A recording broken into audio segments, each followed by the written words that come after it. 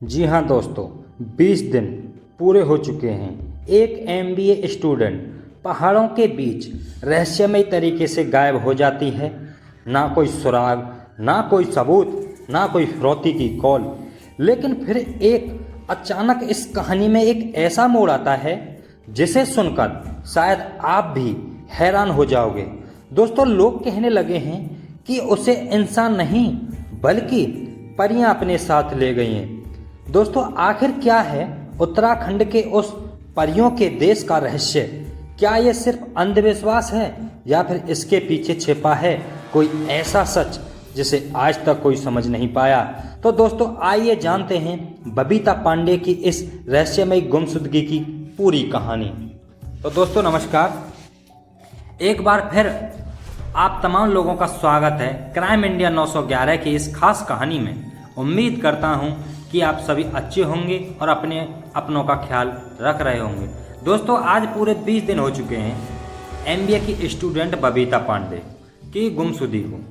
आपको पता है 29 मई को उत्तराखंड में ट्रैकिंग के दौरान वह अपने दो दोस्तों से बिछड़ गई और उसके बाद रहस्यमय तरीके से गायब हो गई। तब से लेकर अब तक उसे खोजने के लिए हाल के समय का सबसे बड़ा सर्च ऑपरेशन चलाया जा रहा है। आज इसी सिलसिले में मेरी उत्तराखंड पुलिस के कई अधिकारियों से बात हुई है। दोस्तों, जिस पुलिस स्टेशन में बबीता की गुमशुदगी की रिपोर्ट दर्ज है, वहां के इंचार्ज से भी मेरी बातचीत हुई। लेकिन अब इस कहानी को एक नया मोड़ देने की कोशिश की जा रही है। बहुत से लोगों की अपनी अपनी मान्यताएं होती हैं। आम लोगों तक अफवाहें पहुंचती हैं, पुरानी लोक कथाएं सुनाई जाती हैं। लेकिन जब किसी कहानी से जुड़े दावे सरकारी बोर्ड तक पहुंच जाए तो मामला थोड़ा अलग हो जाता है। दोस्तों, मान लीजिए सोशल मीडिया पर हर बार नई नई कहानियाँ उड़ रही हैं। अगर सरकारी वही कहने लगे जो आम लोग कह रहे हैं तो आगे क्या होगा इस केस का? दोस्तों, कहानी आगे बढ़ने से पहले मैं आपको एक बोर्ड के बारे में बताना चाहता हूँ। उस बोर्ड पे लिखा है परियों का देश और एक दूसरे पुराने बोर्ड पर लिखा है परियों के देश खेट पर्वत में आपका स्वागत है। हैरानी की बात यह है कि इन बोर्डों के नीचे बाकायदा लिखा हुआ है जिला पंचायत टहरी गढ़वाल। यानी यह कोई निजी तौर पर लगाया गया बोर्ड नहीं बल्कि सरकारी व्यवस्था का हिस्सा है। मैंने इस विषय पर काफ़ी रिसर्च किया और उत्तराखंड के कई स्थानीय लोगों से भी बातचीत की। वहाँ के लोगों का मानना है कि उत्तराखंड में एक ऐसी पहाड़ी है जिसे सचमुच परियों का देश कहा जाता है। आप में से बहुत से लोग यह सुनकर हंस सकते हैं, लेकिन मैं वही बात कर रहा हूँ जो लिखित रूप में मौजूद है। अब सवाल ये है कि आखिर इन परियों का बबीता पांडे की गुमशुदगी से क्या संबंध है? आज मेरी बबीता के भाई हर्षित से भी फ़ोन पर बात हुई है। दोस्तों, उन्होंने क्या कहा ध्यान से सुनना। मैंने उनसे पूछा कि सोशल मीडिया पर लगातार ये खबरें चल रही हैं कि बबीता को परियां अपने साथ ले गईं, क्या इसमें कोई सच्चाई है? तो दोस्तों, हर्षित ने बताया कि कुछ लोगों की सलाह पर वे अपने कुल देवता के पास पहुंचे थे, क्योंकि 20 दिन बीत जाने के बाद भी उनकी बहन का कोई सुराग नहीं मिल रहा था। पुलिस अपनी तरफ से पूरी कोशिश कर रही थी, लेकिन परिवार की बेचैनी बढ़ती जा रही थी। हमने बहुत कोशिश कर ली, पुलिस भी बहुत कोशिश कर रही है, मगर मेरी बहन का अभी तक कोई पता नहीं लग रहा है। जब आसपास के लोगों ने और हमारे घर और फैमिली के लोगों ने कहा कि आप अपने कुल देवता से जाके पूछो, तो दोस्तों उन्होंने अपने कुल देवता से पूछा कि बबीता कहाँ है, क्या वह सही सलामत है, क्या वह वापस मिलेगी या नहीं। तो दोस्तों, हर्षित के मुताबिक उन्हें जब जवाब मिला वह चौंकाने वाला था। उनके रोंगटे खड़े हो गए, वो सुन रह गए कि हमारे कुल देवता कह क्या रहे। दोस्तों, कहा गया है कि उन्होंने कहा तुम्हारी बहन को परियां अपने साथ ले गई हैं। इतना ही नहीं, यह भी कहा गया कि परियों को शोर शराबा पसंद नहीं होता और हंगामा करने वाले लोग से वो नाराज हो जाती हैं। तो दोस्तों, आगे की कहानी और भी ज़्यादा रहस्यमयी होने वाली है, इसलिए अगर आप क्राइम इंडिया 911 पर पहली बार आए हैं और ऐसी सच्ची रहस्यमयी और अनसुलझी क्राइम स्टोरी सबसे पहले देखना चाहते हैं तो अभी हमारे चैनल को लाइक करें, सब्सक्राइब करें और बेल आइकन जरूर दबा दें, क्योंकि आगे जो आप सुनने वाले हैं वो शायद आपकी सोच बदल दे। तो दोस्तों, अब सवाल यह था कि आखिर बबीता पांडे की गुमशुदगी को परियों से क्यों जोड़ा जा रहा है। जिस जगह से बबीता 29 मई को गायब हुई उसके आसपास 3 बड़े गांव हैं।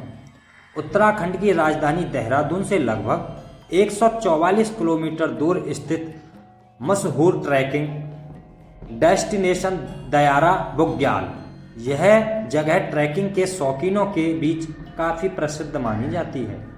दयारा बुग्याल तक पहुंचने के केवल 3 रास्ते हैं और ये तीनों रास्ते 3 गांव से होकर गुजरते हैं, बरसू, रैथल और नटीन। तो दोस्तों, बबीता और उसके दोनों दोस्त हरमनप्रीत और हरमनपाल 29 मई को रैथल गांव के रास्ते दयारा बुग्याल पहुंचे थे। हैरानी की बात यह है कि इन तीनों गांव के कई स्थानीय लोगों का भी यही कहना है कि शायद बबीता को परियां अपने साथ ले ली। अब जिस परियों के देश की बात हो रही है उस जगह का नाम है खेट पर्वत। हालांकि खेट पर्वत और दयारा बुग्याल के बीच लगभग 167 किलोमीटर की दूरी है। ऐसे में सवाल उठता है कि क्या सचमुच परियां अपने कथित ठिकानों से इतनी दूर तक आ सकती हैं या फिर सिर्फ लोगों की आस्था और मान्यताओं का हिस्सा है। इसी सवाल का जवाब खोजते हुए हमें उत्तराखंड की एक बेहद पुरानी लोक कथा तक पहुंचना पड़ता है। दोस्तों, कहा जाता है कि बहुत समय पहले उत्तराखंड में आशा रावत नाम के एक राजा हुआ करते थे। उनकी 9 बेटियां थीं, लेकिन कोई बेटा नहीं था। लोक कथाओं के अनुसार उनकी 9 की 9 बेटियां बेहद सुंदर थीं और उनमें दिव्य शक्तियां भी थीं। एक सुबह उन्होंने देखा कि चारों तरफ अंधेरा छाया हुआ है, लेकिन दूर पहाड़ से एक तेज रोशनी निकल रही है। उस रहस्यमय रोशनी ने उन 9 बहनों को अपनी ओर आकर्षित कर लिया।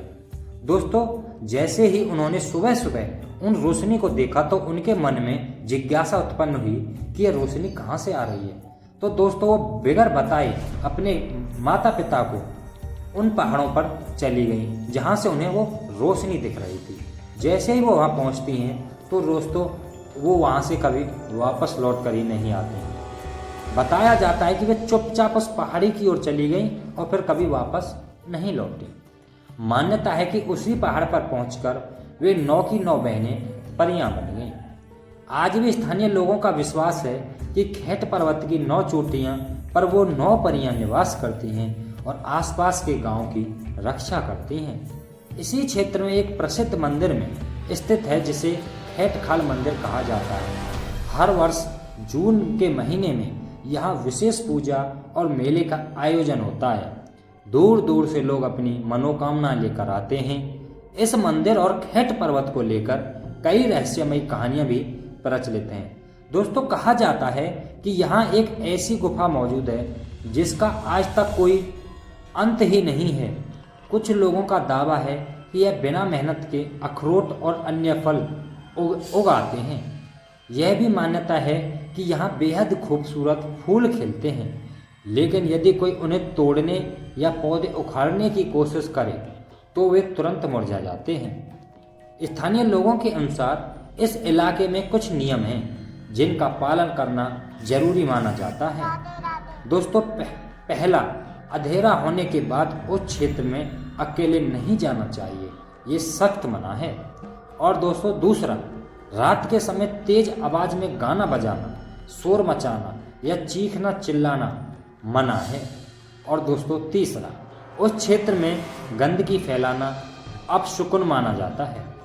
और दोस्तों, चौथा, चटकीले रंग के कपड़े पहनने से भी बचने की सलाह दी जाती है। मान्यता है कि जो लोग इन नियमों का उल्लंघन करते हैं या फिर परियों को पसंद आ जाते हैं उन्हें परियां अपने साथ ले जाती हैं। इसी इलाके की एक और मशहूर कहानी मैं आपको बताता हूँ। दोस्तों, जीतू किसान की ये कहानी है, एक जीतू किसान की। कहा जाता है कि जीतू बहुत मधुर बांसुरी बजाता था। उसकी बांसुरी की धुन दूर दूर तक प्रसिद्ध थी। लोग उसकी तारीफ करते नहीं थकते थे। वह अक्सर पहाड़ों पर बैठकर बांसुरी बजाया करता था। लोक कथाओं के अनुसार उसकी बांसुरियों की धुन परियां इतनी पसंद करने लगीं कि एक दिन वे जीतू को अपने साथ ले गईं और फिर जीतू कभी वापस नहीं लौटा। इन्हीं कहानी और मान्यताओं के कारण आज भी उत्तराखंड के कई इलाकों में परियों के अस्तित्व पर विश्वास किया जाता है। लेकिन सवाल अब भी वहीं खड़ा है, क्या बबीता पांडे की गुमशुदगी का संबंध भी इन्हीं मान्यताओं से है या फिर इस रहस्य के पीछे कोई और सच्चाई छिपी है? क्योंकि अब कहानी का सबसे अहम हिस्सा शुरू होने वाला है। वह रात जब बबीता आखिरी बार जिंदा और सुरक्षित देखी गई थी। दोस्तों, अब आते हैं उस रात पर जो इस पूरी कहानी को सबसे रहस्यमयी बनाता है। स्थानीय लोगों और अब तक सामने आई जानकारी के मुताबिक 29 मई की रात करीब 11 बजे बबीता अपने कैंप से बाहर निकली थी। उसके दोनों दोस्त कैंप के अंदर मौजूद थे। बबीता अपना मोबाइल फ़ोन लेकर बाहर आई। दोस्तों ने काफ़ी मना किया कि आप इतनी रात को बाहर मत जाओ, मगर बबीता नहीं मानी और पास ही लगे एक दूसरे कैंप के सामने बैठ गई।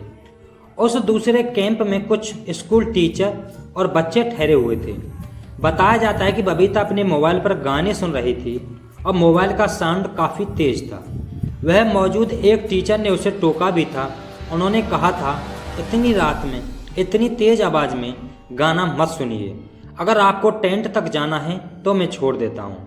लेकिन बबीता ने जवाब दिया, नहीं, मैं खुद चली जाऊँगी। यही वह पल था जिसके बाद बबीता को किसी ने नहीं देखा। सुबह जब उसके दोनों दोस्त उठे तो बबीता अपने टेंट में मौजूद नहीं थी। पहले उन्होंने आसपास तलाश की, लेकिन जब कोई सुराग नहीं मिला तो मामला गंभीर होता चला गया। इस घटना के बाद स्थानीय लोगों ने अपनी मान्यताओं के आधार पर कहना शुरू कर दिया कि शायद बबीता ने अनजाने में उन नियमों का उल्लंघन किया है जिनका संबंध परियों की कथाओं से जोड़ा जाता है, जो 4 नियम मैंने आपको पहले बताए थे। लेकिन पुलिस इन बातों को मानने के लिए तैयार नहीं थी। मैंने इस मामले की जांच अधिकारियों और थाना प्रभारी दीपक नटियाल से भी बात की। जब उनसे पूछा गया कि क्या ये परियों की इस कहानी पर विश्वास करते हैं, तो उन्होंने साफ शब्दों में कहा, कानून में इन बातों के लिए कोई जगह नहीं है। हम इस मामले को एक सामान्य मिसिंग केस बनाकर हर एंगल से जांच कर रहे हैं। हालांकि उन्होंने यह भी माना है कि पहाड़ों में ऐसी लोक कथाएं लंबे समय से लोगों के बीच प्रचलित रही हैं। लेकिन पुलिस के सामने सबसे बड़ा सवाल यह है कि आखिर 20 दिन बाद भी कोई सुराग क्यों नहीं मिला। अगर बबीता का अपहरण हुआ होता तो अब तक फिरौती की कॉल आ जानी चाहिए थी। अगर किसी जंगली जानवर ने हमला किया होता तो उसके कपड़े, मोबाइल, चप्पल या खून के निशान जरूर मिलते। अगर हत्या हुई होती तो कोई ना कोई सबूत सामने आता। लेकिन हैरानी की बात यह है कि अब तक ऐसा कुछ भी नहीं मिला। इसी वजह से पुलिस ने अपनी जांच का दायरा और बढ़ा दिया। SDRF, NDRF, ITBP, स्थानीय पुलिस, वन विभाग, ड्रोन, हेलीकॉप्टर, गोताखोर, गांव वाले और चरवाहे सभी को इस सर्च ऑपरेशन में लगाया गया। 40 से 50 किलोमीटर के दायरे में पहाड़ों, जंगलों, खाइयों और झीलों तक की तलाशी ली गई। इसके बावजूद भी एक भी ठोस सबूत हाथ नहीं लगा। इसके बाद पुलिस ने एक नई रणनीति अपनाई। जिन इलाकों को पहले तलाशी ली जा चुकी थी वहां नई टीमों को भेजा गया, क्योंकि कई बार एक नज़र जिस चीज़ को नहीं देख पाती, दूसरी नज़र उसी सुराग को पकड़ लेती है। साथ ही पुलिस ने यह संभावना भी तलाशनी शुरू की कि कहीं बबीता खुद वहां से निकल तो नहीं गई। रैथल गांव से लेकर आसपास के highway, bus stand, taxi stand और सैकड़ों CCTV कैमरों को फुटेज खंगाली गई। बबीता के दोस्त ने बताया था कि उन्होंने अपनी कार रैथल गांव में खड़ी की थी और बड़े बैग उसी कार में रखे थे, लेकिन बबीता का सामान वहीं मिला, यानी वह कार तक भी वापस नहीं पहुंची थी। पुलिस की टीमें रामनगर, नैनीताल और दिल्ली तक भेजी गईं, जहां जहां बबीता के दोस्त, रिश्तेदार या परिचित थे वहां भी पूछताछ की गई, लेकिन नतीजा अब भी शून्य था। जांच में यह भी सामने आया कि कि बबीता को फोटोग्राफी का बहुत शौक था। ट्रैकिंग पर निकलने से पहले उसने अपना आईफोन पूरी तरह चार्ज किया था। उस रात करीब 11 बजे तक उसकी मोबाइल की बैटरी लगभग 55% थी, लेकिन कुछ ही समय बाद उसका फ़ोन स्विच ऑफ हो गया। यही वजह है कि पुलिस ने एप्पल कंपनी से भी मदद मांगी ताकि फ़ोन की आखिरी लोकेशन का पता लगाया जा सके। उधर बबीता के भाई हर्षित का कहना है कि उन्हें अब भी लगता है कि कहीं ना कहीं इस मामले में कोई रहस्य छिपा हुआ है। वहीं पुलिस का कहना है कि बबीता के दोनों दोस्तों के बयान, कॉल डिटेल, लोकेशन और सीसीटीवी फुटेज की जांच की जा चुकी है और अब तक उनके खिलाफ कोई ठोस सबूत नहीं मिला। यानी यह मामला जितना आगे बढ़ रहा है उतना ही उलझता जा रहा है। एक तरफ लोक कथाएं हैं, परियों की कहानी है और लोगों की मान्यताएं, दूसरी तरफ कानून, जांच और सबूतों की दुनिया। दोस्तों, लेकिन इन दोनों के बीच कहीं एक लड़की की ज़िंदगी दांव पर लगी हुई है, जिसका परिवार 20 दिनों से सिर्फ एक उम्मीद के सहारे जी रहा है कि कहीं ना कहीं किसी दिन उसकी जो बेटी है वो मिल जाएगी। दोस्तों, इस कहानी से हमें एक बहुत बड़ी सीख मिलती है। किसी भी रहस्यमय घटना में अफवाहों और अंधविश्वासों से ज़्यादा जरूरी होते हैं तथ्य, सबूत और इंसानियत। लोक कथाएं हमारी संस्कृति का हिस्सा हो सकती हैं, लेकिन किसी परिवार का दर्द उससे कहीं बड़ा होता है। इसलिए किसी भी निष्कर्ष पर पहुंचने से पहले सच का इंतजार करना चाहिए और दुआ करनी चाहिए कि बबीता जहां भी हो सही सलामत हो, अपने परिवार के पास लौट आए। अगर इस मामले में कोई नया अपडेट सामने आता है तो हम सबसे पहले उसे आप तक पहुंचाएंगे। तब तक अपना और अपने परिवार का ख्याल रखिए। मैं मिलता हूं आपसे अगली